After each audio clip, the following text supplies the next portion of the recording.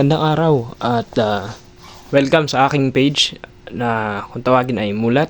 At nandito nga pala tayo para sagutin ang mga humingi ng tulong online, TikTok and sa Facebook, kung paano nga ba maging isang cartoonist.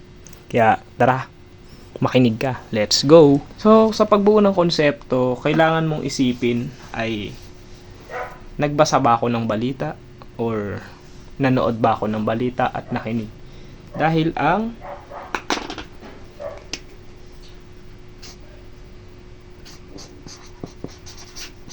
news ay magbibigay sa iyo ng facts para sa iyong gagawing opinion. Okay. Kailangan mo siya para maging mabisa yung opinion mo. Okay, quick tips kung paano tayo makapag-isip na editorial cartooning. Kunwari, binigyan tayo ng topic na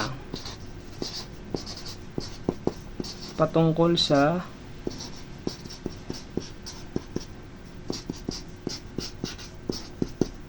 power rate hike. So, paano natin gagawa ng isang simple pero makahulugang konsepto ang issue tungkol sa pagtaas ng kuryente?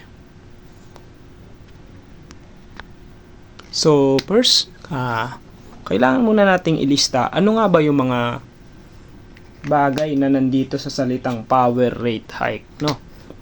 Power rate hike, ibig sabihin ay pagtaas ng kuryente or singil sa kuryente. At ano nga ba yung mga bagay na nakikita natin kapag patungkol sa salitang kuryente? Pwede tayo mag-isip ng mga elements or symbol na malapit or related sa bagay or issue na yon. Sample, naisip ko ay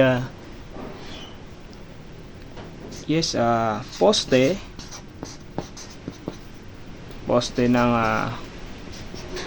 kuryente.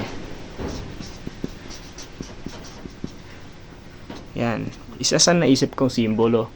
And sino yung lubhang apektado or sino yung apektado ng pagtaas, no? Si Juan de la Cruz or tao or Pilipino, no?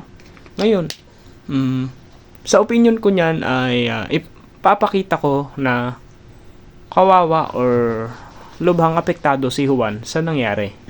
And yun, sa sketch na ginawa ko ay pinakita ko kung pagaano kataas yung poste na simbolo ko for power rate hike, and kung paano nito pinakita or binisualize si Juan de la Cruz as apektado sa issue.